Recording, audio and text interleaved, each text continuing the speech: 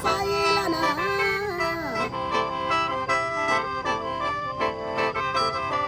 โอ้น้องนี่เหลียวน้อเห็นหน้าอยากถามข้าวว่าจ๋าเด้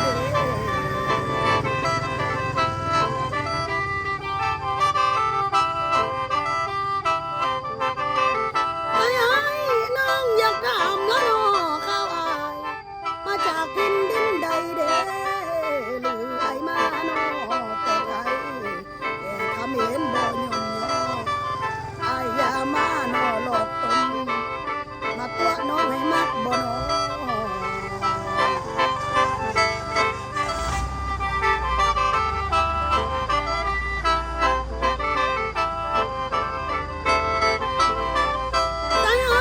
ส่วนว่าน้องมีนั่นมีน้ำซื้ออำลานี่แล้วพ่อก็เป็นน้องสาวนาผู้เด็ดจึงน้อแสนสูง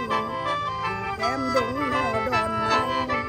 เขตนาเสบ้านคนดูบ้านขอโคกน้อป่าเป่าใส่เขามีแต่กายไอ้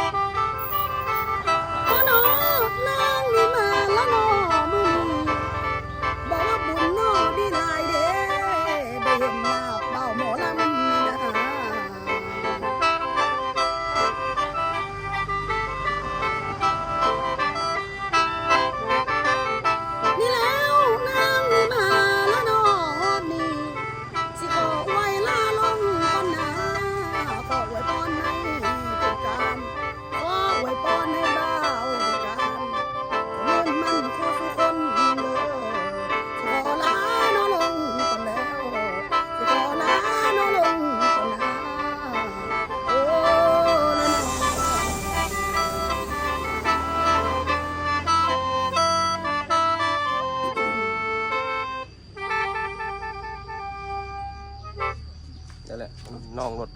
น้องอยู่ ไปอาดีบุญ